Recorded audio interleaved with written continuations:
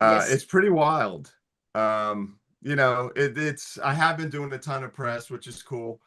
Um, yeah, that's the strangest thing of doing something on my own is not having the guys around. You know what I mean? It's like even in the studio, I played most of the stuff myself, and I didn't have the guys turn around on the couch and go, "Hey, how'd that sound?" You know what I Yeah. mean? So it's a cool experience, though. But yeah, just not talking about Skid Row is kind of strange for me. You know, I've been doing that. I've Yeah. been doing that for 40 years now. I'm just talking about myself. Um, was that a huge leap to take that okay, I am going to do this by myself and this is going to be this is going to be my solo album. Have you thought about it, or has it been years in your mind? Well, I always wanted to do a solo record, but I really never had the time and I never really gave it much thought. But the time, like I've been telling people, I didn't find the time kind of found me. And I had some songs written that I wrote years ago, and then when we got down to recording after the deal was in place and all that. Um, I just, I write almost every day. So I just kept writing and writing and writing. And Nick, the producer, and I would just replace, if songs were better than what was there, we'd keep replacing them until we got the full 10 songs. And then with the cover, it made 11. So it's something I wanted to do in the back of my mind. Wasn't sure whether I was ever going to get to do it. But Mhm. now that, time opened up, here we are. Yeah, when the decision was made that okay, we start working with the solo album, did it change the way you started writing? Was it easier to go into this kind of music mode at that point? Yeah, it was because I just kind of got in a zone and wrote stuff that I could sing and that was just in my mind and it was all just my influences instead of like writing with someone you're writing with my influences and their influence and whatever influenced the song. This is just coming out of my brain and who knows what the hell's going on in there.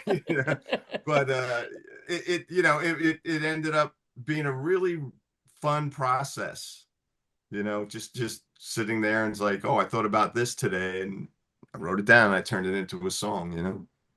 Yeah, it's funny because it's kind of like it's a fun album to listen to with all its punkness and it's something that I immediately thought that when the summer is finally coming, that'll be the album I'm going to listen when driving somewhere. Nice, That is nice. going to be the road trip album.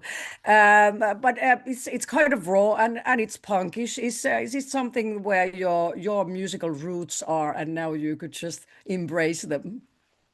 Yes, it's definitely it's funny because listening back to it, I was like, oh, that kind of sounds like just like little bits and pieces, not the whole song or the whole body of work, but I'll sit there and listen. I was like, oh, that sounds like Devo, or that kind of sounds like, Sex Pistols and whatever. I'm like, boy, my influences are really showing on this record, but it's what I grew up listening to, and since I was a kid. And it was fun to let all that out, let all that loose, because when we write for Skid Row, I don't have a fan base yet. You know what I mean? So I'm just writing for me, and hopefully people will like it and listen to it. But with Skid Row, we've been around a long time, so we kind of have a framework that we go by. Mm. And we take chances every now and then, but this is completely different. This whole thing is just okay, cool. This is what I'm thinking about. This is what I'm writing about. Hopefully everyone's on board with it. Do you hear it as almost like a diary when listening to it? Like, okay, I remember this part in my life when I was listening to music like this. Is it like walking down the memory lane? A little bit, it song wise, and lyrically, yes, for sure, because a lot of stuff I wrote about was just personal happenings, that I relate to, and I know exactly what I'm thinking. but that's the beauty of music, you know what I mean? It's like you could think something completely different when you hear one of the songs, but that's what music's all about. It's an Yeah. interpretation, you know. It's like looking at a piece of art, you know. One person sees blue as a dominant color, but the other person sees white or green, you know. So that's the beauty of music. I just hope everyone that listens to it paints that perfect picture for themselves. Yeah. Was it a lot different? Do you think that you got more artistic freedom when writing this album than when you're thinking about doing something for Skid Row? Um, I would say yes, for the most part. You know, we with Skid Row, you know, like I said, we have, sorry, my phone's going crazy here. We have you know, a certain, like I said, a framework that we work with for our fan base, you know, and what they expect to hear. Where I was just writing to write, and it yeah, the answer would be yes. Yeah. Yeah. But besides Nick, who was the one person that you were uh, playing the songs for the first time, or who did you ask if you needed a second opinion, if you don't count Nick? Um, well, my studio's in my house, so I'd write something, I get it done, and I'd call my wife, I'd text her, I was like, hey, come down and listen to something, you know, so she come down. And then you know, other than Nick, I played it for my friend Ryan, a couple things for my friend Ryan, and he who actually sang backup on a lot of the records. So yeah, those two were my sounding board. You know, sometimes it'd be 1 in the morning. I was like, get up, you need to come listen to something. Nice. Yeah, Yeah, they hate you after this. Like, okay, yeah, he's calling yeah. again in the middle of the night. I There, remember this song. yeah, I go, okay. But there's a lot of guests on the album, which I understood are all your friends. But how, what did you mean to have that much people participating on the album? Or are they just coming to have a drink and then suddenly they're on the album? Well, when I had all the songs done, I was thinking, you know, right from the beginning, I thought of a couple people like Damon Johnson. I knew I was going to ask him to play. He played 5 solos on the record. He played solos on the demos to a few of these songs years ago. So I knew I was going to ask him, and then that's what kind of sparked the idea. Well, why don't I get some more guests on here? This is a monumental moment for me, my first solo record. And what makes it better? Bring all your friends to help with it. You know what I mean? So as parts would come, as songs would come up on, I was like, man, Corey would sound really good on this song. So I called Corey and I was like, hey, you want to sing this? And he's like, hell yeah, come on. So we got in the studio and did that. And then Danko, who was on tour in Europe at the time, I texted him. I was like, hey, you want to sing a song with me on my solo record? He's like, where and when? I'm on tour right now. I'll be home in 2 weeks. I got like 3 days open. Yes. So, and that's how it all kind of happened. Same with Snake, Scotty, and Nuno, and Steve Conti, and all my buddies that did backups. You know, Paul Taylor and Ryan Cook, and my friend Matt Farley, who I'm friends with down in Nashville. He's a fantastic singer. So he came in and did a bunch of the harmonies, and just yeah, it was a really, really special occasion every time someone got involved. Do you think that when the album is coming out, you are going to have this get together where everybody who's participating comes to your place and you can all meet up together? Oh, I would love that. But everyone lives all over the place and everyone's on Yeah. tours at different times. That was one of the logistic, you know, the logistics were stressing me out. I'm like, okay, when are you in town? When are you going to be home? Oh. Let's book the studio. Um, a lot of guys did it remotely, did their parts remotely.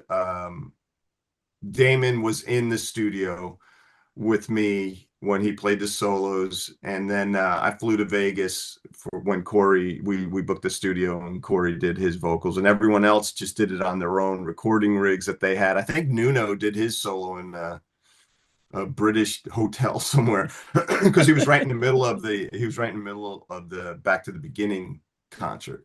So Yeah. learning, you know, getting prepared for that. So it was like yeah, it was a little stressful, I'm not gonna lie. Yeah, and obviously he had time in the somewhere in between to also record, do some some That's guitar right. parts. That's It's right. unbelievable. Yeah. Uh, now when the album is actually done, you also sing on the album quite a lot. Is it Mhm. natural for you, or did you have to find that lead singer inside of you? No, it was pretty natural because I don't consider myself a vocalist. I consider myself a stylist. So it's just one of those things. Everything that I was singing, it was just from the heart and just raw, and it was real. It was as real as it gets. I don't have a big range. I just sing the way I sing, and I brought people in just for different textures. I asked people to play and sing on it for different textures, and just to add a different, so everything isn't me. Mhm. And the song Bridges that Steve Conte sang on, like, wow, boy, did he do an amazing job on that. I could never sing like that, and it was really cool the way when we recorded that, I kept hearing his soulful voice on it because he just has such soul in his voice. I was like, yeah, I can't sing like this. I'm gonna see if Steve will do it, and he said yes. So yeah, but Mm. yeah, I don't really plan too much. I just go and write, and if I could sing it, cool. Yeah, it sounds like you may have written songs that you just realized that okay, I need somebody else to sing this part. Yeah, that with Bridges, that was definitely the case. With the other stuff, I could sing, but it was fun. It was fun to hear Corey go in there and just rip into that song. It was amazing. Yeah, it's really cool. Is that something that has happened during these 40 years that you feel confident also now when singing, or has it always been like that? Yeah, no, I always felt pretty confident singing. I sing one song a night, the Ramones cover in all of our live shows. But I think during this whole process, when I'm doing most of the singing and a lot of the harmonies and a lot of the backups at times too, I would it makes you think like a singer, you know what I Mhm. mean? It's like, do I want to have this scotch tonight? No, I have to sing in the morning. So it's like, I'll, uh, I'll skip it tonight. I'll just. And so yeah, it made me think kind of like a singer at times, but there were things that I did that I tried, and I'm like, this doesn't feel natural. It sounds okay, but it just doesn't feel natural. And I go back in and change it back to the way I would do it naturally.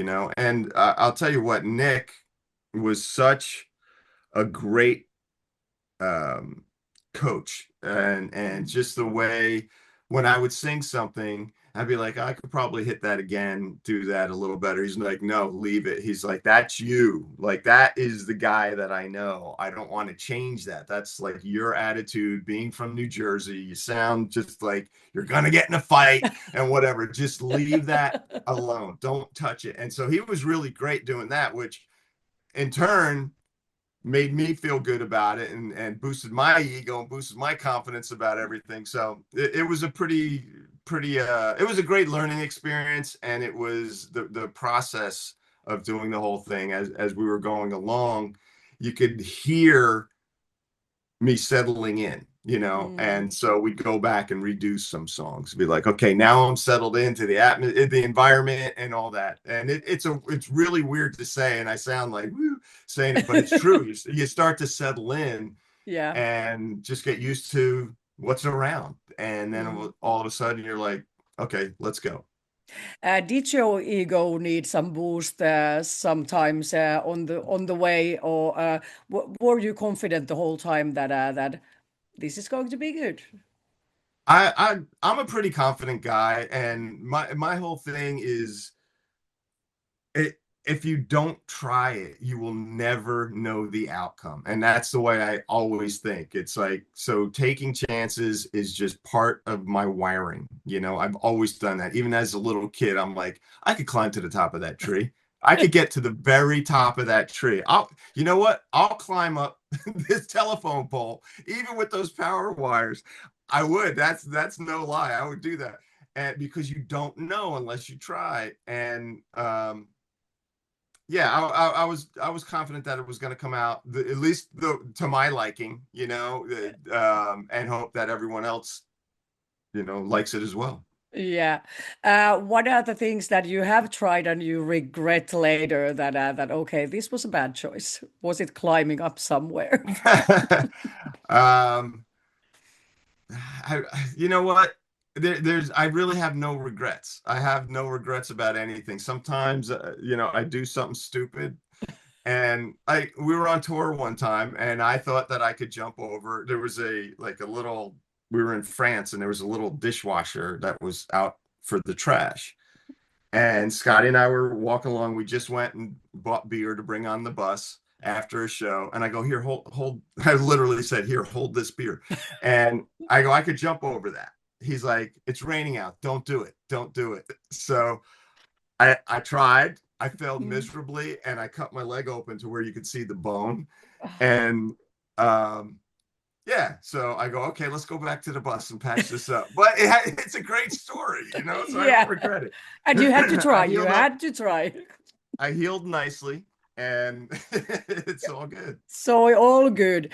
I assume that you would love to tour also for this album. How far ahead are the plans? Because I assume that there is some. Yeah, we would love to. I would love to tour this. I have some guys that are willing to do it. It's just a matter of my day job with Skid Row, and which we could always work around. But once the album comes out, I'll have a better idea whether we're going to hit the road or not. And ultimately, I would love to get on a tour as support, which would be fun. Touring that's what I love to do most is tour. So we'll see what happens. But the plan is to get out and tour this.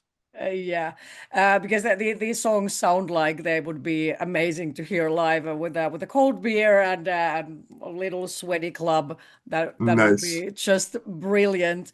nice. What do you think what is the band going to be like when you want to go on tour? Have you thought about a bucket list? Who would you like to have with you if everything would go as you wanted to? I haven't. I know Rob Hammersmith is committed. He's gonna play drums for sure. There's a few of my friends that I would love to do it, and some guys will be on tour from now until the end of time. So it's like, but yeah, there's a few people that I've asked that are into it. So I think once we get to that point, I'll know better once we get to that point if something comes up like a tour or something, yeah, then that's when the decisions will be made. You also said that now you found the singer heart from you. So are you going to be the total diva on the next tour as a lead singer? And I wouldn't know how to be a diva. That is so not me. Yeah, no, I would not be the diva.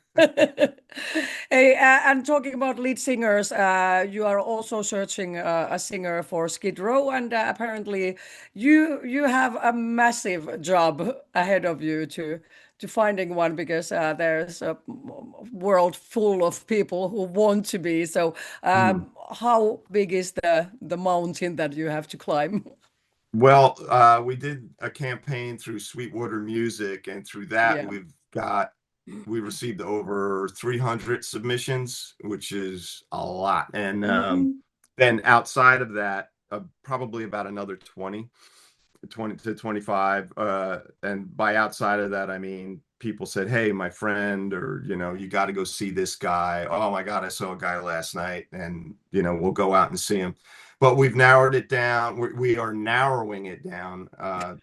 Submissions keep coming in, but we have a few people that are making it into getting in a room with them and see how they do with us live, and just check out if they're cool people, you know, Yeah. uh, which is super important. we don't want to end up in a situation where we get on a bus for a 3-month tour and we're like, oh no, what did we do?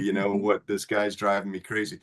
But yeah, so that's where we're at right now. We're taking our time. We have the luxury of time right now. We don't have a record. We're not in the middle of a record.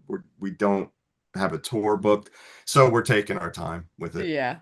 Well, Yeah. with that much of the people you have to go through, it'll take some time. Hey, Yeah, without a doubt. and before our time is up now, because the sequel just came out, what is your best or worst Spinal Tap experience throughout your career? Oh, well, we were playing in Oklahoma. I mean, it's not actually, I did get lost going to stage one time, and I heard the intro from inside the venue, and I was like, I don't know how to get to the stage. That actually happened.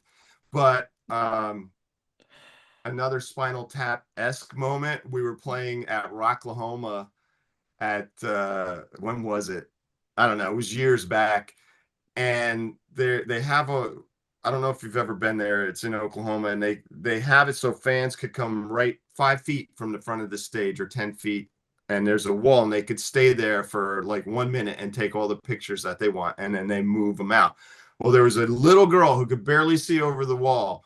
So I'm like, oh, I'm gonna give her a pic. So I stepped between the monitors and I toss her the pic, and as I go to step back, the backup microphone was on the ground, and I stepped on it and rolled, and both of my feet came off the ground, and it's a cement stage, and I just land flat on my back.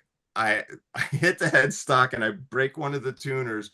I knock all the wind out of my body. I'm like, oh, and my bass just goes, and of course it's during a slow song. It was during 18 in Life, and the bass is just ringing out. I can't get any air, and I'm flat on my back, and I look up, and the VIP area was above the stage. So I see all these people looking down at me, and all I could do was pretend I was making snow angels. I was I was mortified. I had a lump on the back of my head. My back was all messed up. I broke the top of my bass. It was ridiculous. Oh, the glamorous life of touring. There it is.